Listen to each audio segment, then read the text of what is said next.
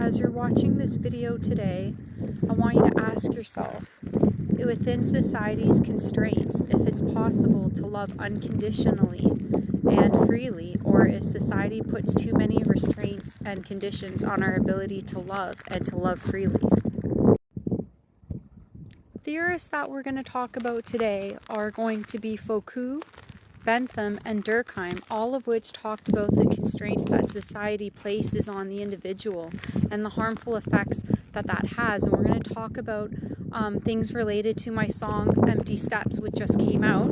And also on my page, you should check out the poll that I have about hardships in relationships, about how things can interfere with relationships, such as judgment, social stigma, distance, and so many more things that can interfere with society, how society interferes with relationships. When we're talking about society, you're probably wondering what we're talking about. Well, society, there's big society and then there's small society. Big society is major systems like our political system, our laws, our rules, all of the things that govern like our borders and all the things that are rules for our country. But then there's also smaller societies like our communities, our local governments, community and social services, all of the different institutions, schools, hospitals that place restraints on our life. Those type of things, and also our families and our friends, and those elements that come with their own social rules is what we're talking about when we're talking about society. Is society good or society bad? Well, in my song Empty Steps, we kind of look at more the negatives of society. And here today, that is more what we're looking at when we talk about Durkheim, Foucault, and Bentham's theory. We're talking more about the negatives of society and how it places severe restraints on our ability to love.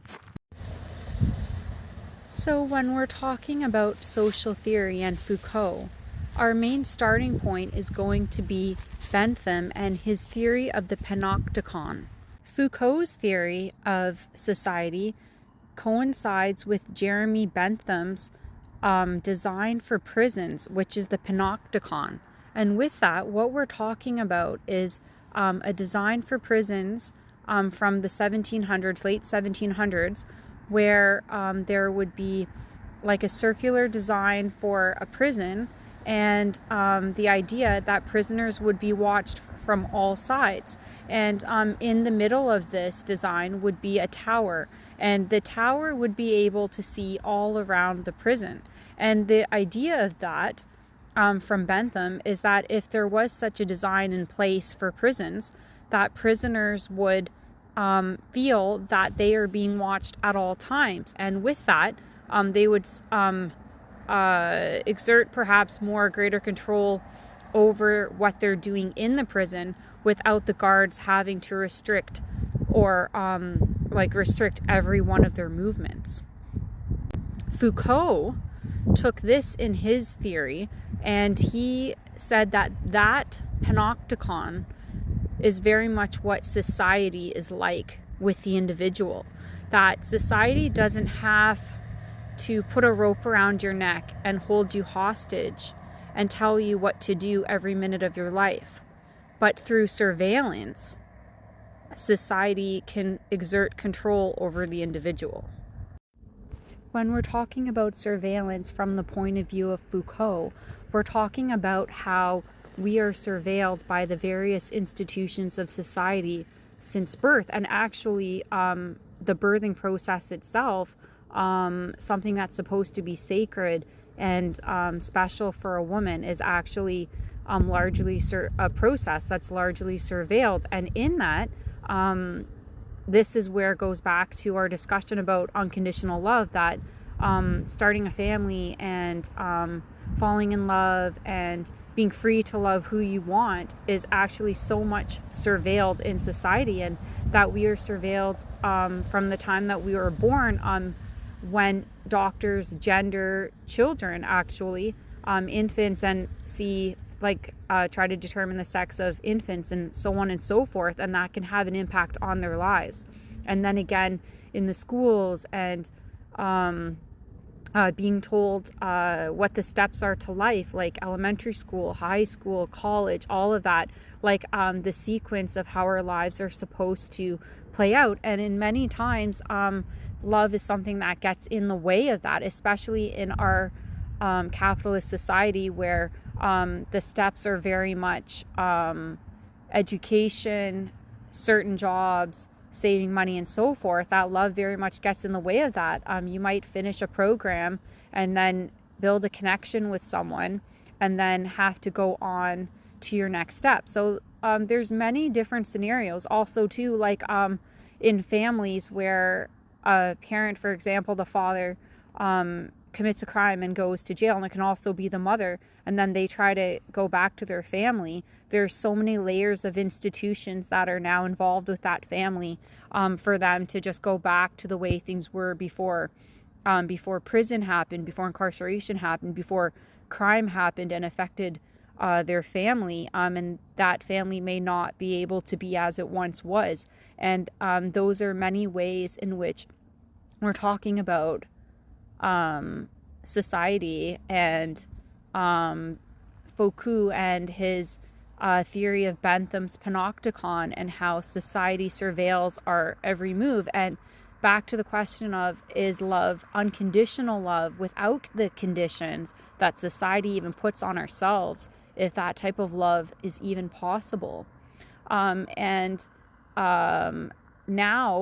we will also jump to a different social theorist, Durkheim, who has a very different view, but also similar in some ways, view as to Foucault. And he talks about, he has a theory of society as well. And he talks about the Industrial Revolution, and he talks about how societies were disrupted by industrialization, and he talks about how labor changed and how a new problem arose, which is actually two problems, or actually in his theory of suicide he has 4 different scenarios, but we're only going to go into 2 of them.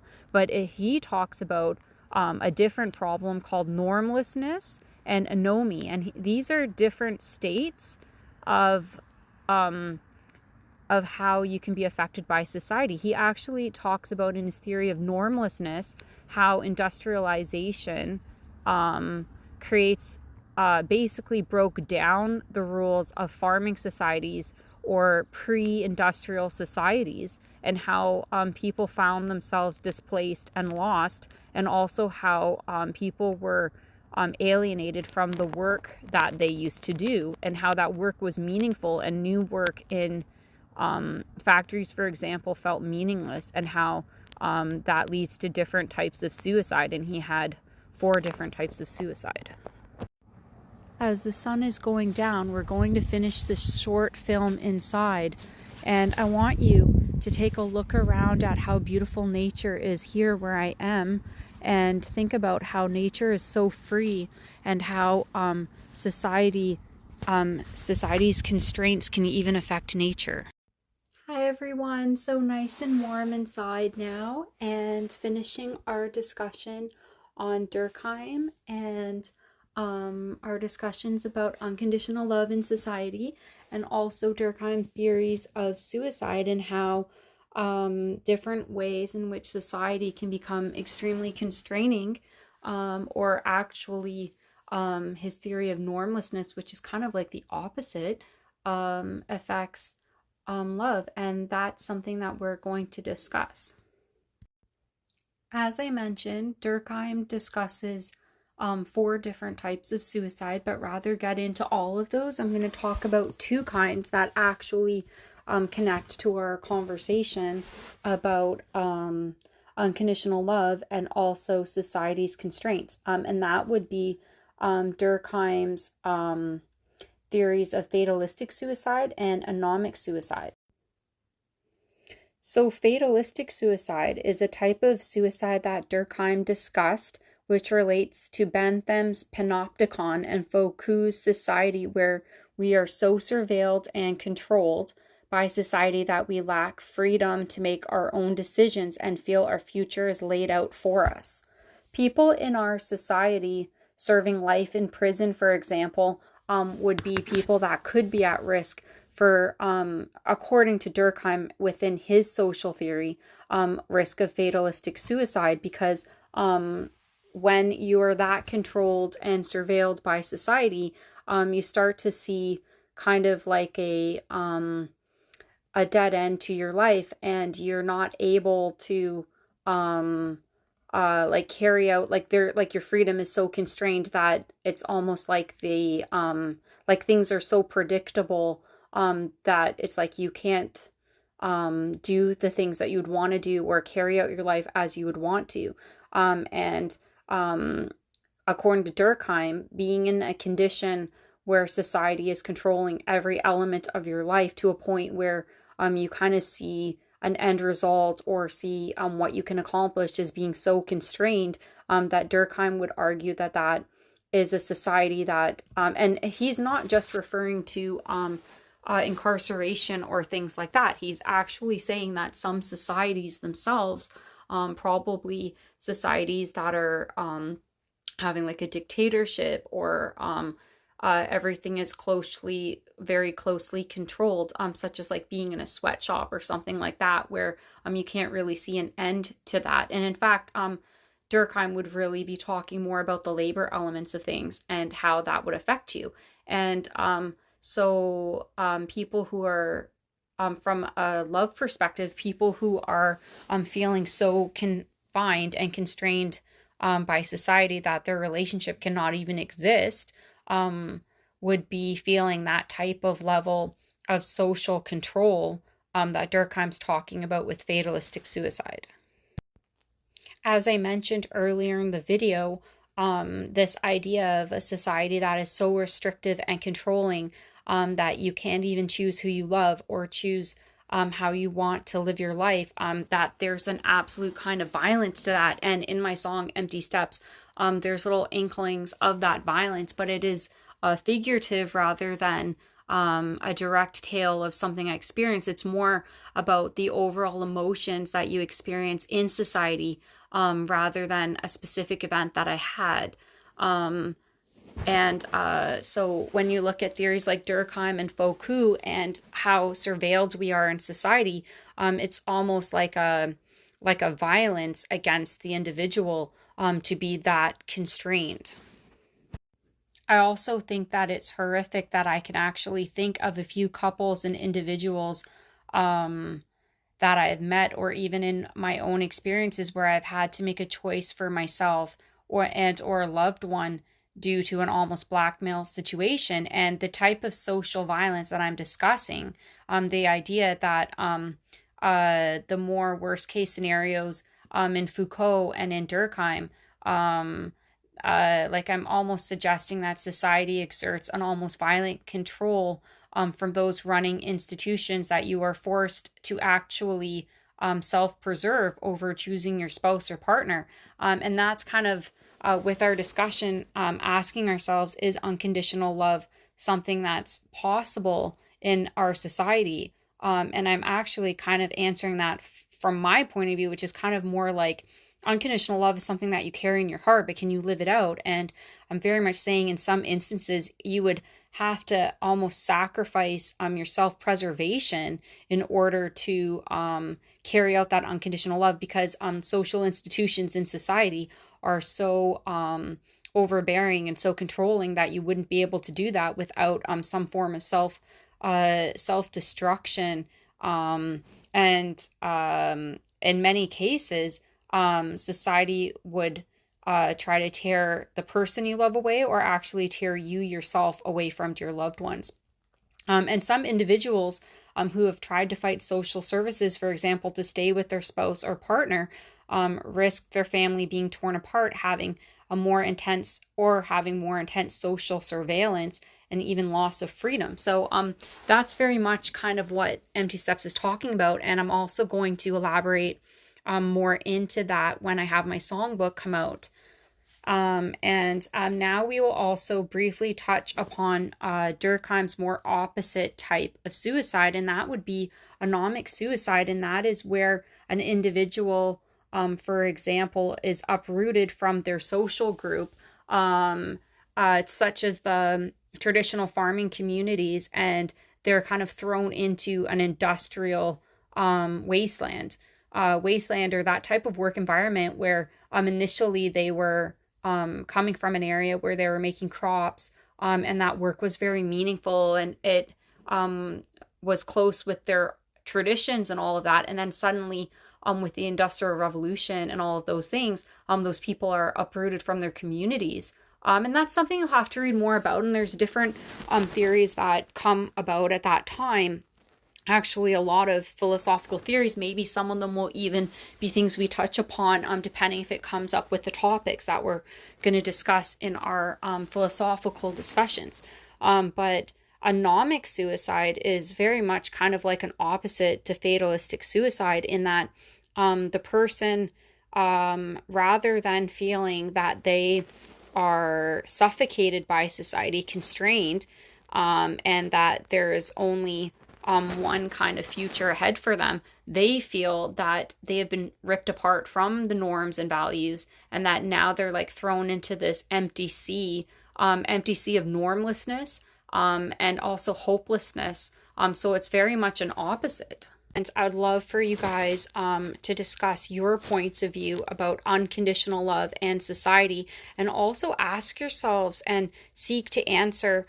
So for that type of situation that we just discussed of anomic suicide, do you think which was worse? Like a society that is so constrained that you can't make your own choices, or you're so pushed onto a certain path, or one where it's almost like Durkheim's normlessness? Or would you see Durkheim's normlessness as an opportunity for kind of more individual freedom? And I believe that Durkheim didn't view it that way, that he definitely would prefer a society with more balance, but it's definitely something that we can discuss. So a discussion like this leaves us with a lot of questions about unconditional love in society, and some of you might be more idealist in saying that love can overcome, and I do believe that myself. Like, I believe that true love is something that's eternal and can overcome. I think the bigger question is, in your everyday life, living in this society, how do we overcome that? And I think that's so much of something that I want to continue to discuss. And I believe I might be doing a poll in the next while that talks about how people overcome these various constraints in society. And I would love for you guys to check out the link I have with the video, or put your views about unconditional love in society in the comments, and also whether you agree or disagree, or what thoughts came to your mind with our discussions about Bentham's panopticon, Foucault, and also Durkheim's theory of suicide and society. And I hope you guys enjoyed this video. This is more like a short film or a documentary rather than a reel or anything like that. And these meaningful discussions are something I love having with you all. And don't be shy, and feel free to share your views either in the link or in the comments, and then we'll see what different people think about these type of things.